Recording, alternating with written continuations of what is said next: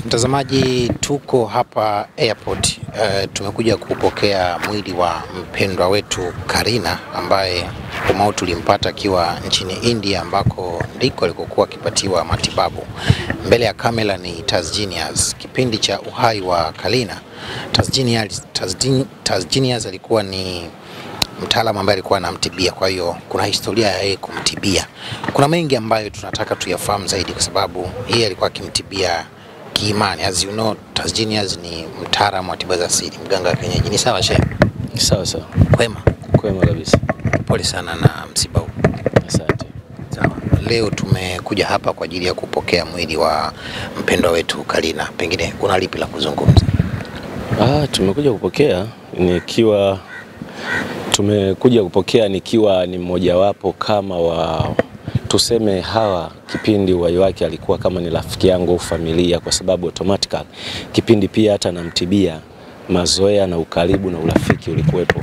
Kwa hiyo mimi kama binadamu wengine au ndugu wengine au marafiki na jamaa, nimekuja kupokea mwili kisha tukaupumzishe.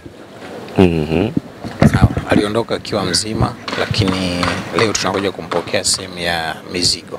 Pengine ni kwa kiasi gani, ukiwa kama ulishawahi kumfanyia tiba, ni kwa namna gani hii inaumiza, na pengine una lipi la kuhasa vijana wengine kwenye maisha ya dunia? Kiukweli kwa sababu aliondoka akiwa mzima, tulitarajia arudi akiwa yuko vizuri. Yeye kuondoka, kila mtu lazima awe na majonzi, hata mimi, ndugu, jamaa na marafiki na watu wote ambao walihusika kwa namna moja au nyingine kumchangia, kumsaidia. Hata pia mama yetu Samia Suluhu Hassan pia alijitoa, kwa sababu anajitoa kwa mambo mengi sana. Hili ni moja wapo alijitoa, lakini imekuwa hivyo, Mwenyezi Mungu kampenda zaidi. Kwa hiyo tunaangalia nini kinachofuata. Tupumzishe mwili salama na dua nyingi tumuombee. Sasa mengi yamesemwa kuhusiana na msiba huu hapa, kwa sababu alikuwa ameugua kwa muda mrefu. Yapo mambo ambayo yamezungumzwa, ushirikina umetajwa sana kwamba pengine ndio sababu ya yeye aliugua kwa muda mrefu, miaka 8.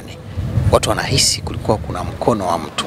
Wewe ni Taz Genius, mtaalamu wa tiba za asili, mganga wa kienyeji, unafahamu mengi sana na ulishawahi kuwa unamtibia, lakini pia kuna kauli ulishawahi kuisema kwamba ndugu wa karibu ndio mtu ambaye anaweza kufanya kitu ambacho kilifanyika kwake. Hebu tuambie, ushirikina ni kwa kiasi gani unahusika kwenye ugonjwa wa Hawa mpaka kifo chake?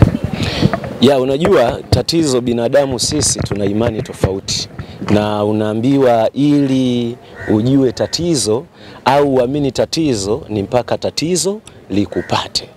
Ushirikina hupo, Mungu yupo, lakini hichi ambacho ninasema, unajua kwenye mitandao unaweza ukaongea, mtu akatafuta tension au akatafuta umaarufu kupitia kitu, na ndio maana nilisema toka mwanzo, tumuache Hawa, tumpumzishe salama, hayo mengine tutayaongea. Lakini Hawa ushirikina ulikuwepo 100% toka mwanzo, anaumia.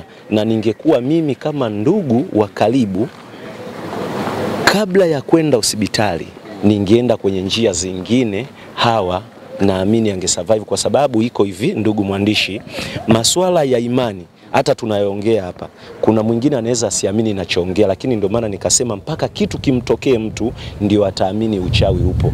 Hayo mambo yapo na ndivyo ilivyo, lakini nashukuru mimi niliweza kufunga maagano yote. Ina maana leo hii Hawa kama angekuja kutoka India ni mzima, angeishi vizuri tu, kwa sababu nilifunga maagano na ambayo yalikuwa yapo katika maisha yake. Hilo niliweza vizuri kabisa. Na nakumbuka hata Hawa kipindi namtibia, kuna wakati alikuwa vizuri kabisa mpaka tunacheka, tunataniana, na alishai kuja Tegeta. Yani tuseme kiukweli naumia, alikuwa ni rafiki yangu mkubwa sana. Pia limesemwa kwamba Taz Genius alishindwa kumtibu, akaruhusu aende hospitali, aendelee na matibabu hospitalini. Limesemwa pia hili. Ngoja nifahamishe au nikufafanulie. Unajua ukiwa Mswahili, Kiswahili kidogo kinakuaga kigumu. Sawa? Mimi niliweza na niliweza haswa, na kama kauli yangu inasikika ieleweke, nilisema hapa alipofikia kwa sababu alifanyiwa operation, na hatua ambayo inatakiwa sasa hivi akawekewe layer, kwa maana layer ni ile operation alizopitia. Ule utumbo ulikuwa unagusana na nyama, kwa hiyo pale panatengeneza kama usaa au kovu, Hawa anaumia.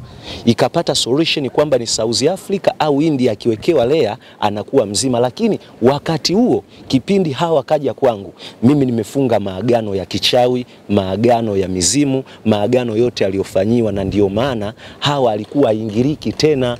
Kwa hiyo mtu akisema ulishindwa sijui nini, inatakiwa achanganue.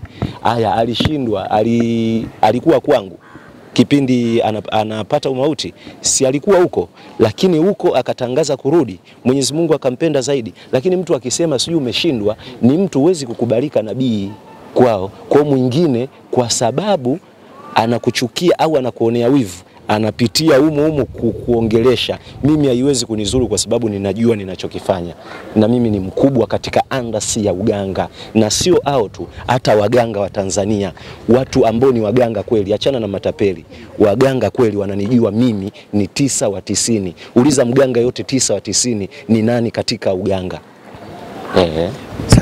Pia lilishawahi kuzungumzwa hili kwamba pengine Hawa alishawahi kutembea na mume wa mtu huko nyuma ndo akafanya hivyo vitu. Pia ni tetesi ambazo zipo, pengine wewe katika utaalamu wako wa kiimani zaidi, hili unalizungumzia je? Uliliona ama ni maneno tu yanaozushwa? Yani unajua, mtu akiwa na shida au kifo kina sababu nyingi. Kila mtu anaongea lake, asikike anaongea lake, atafute defense anaongea lake, atafute vibe. Hakuna cha mke wa mtu bro, wala mme wa mtu. Issue ni moja.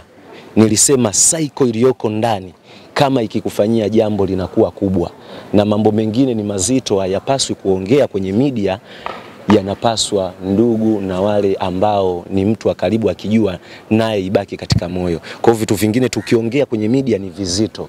Ni kama wataingia wengine unachonganisha sijui nini. Unajua kwenye mitandao sisi tunapata maneno mengi, lakini ukweli unaishi, uongo unakufa.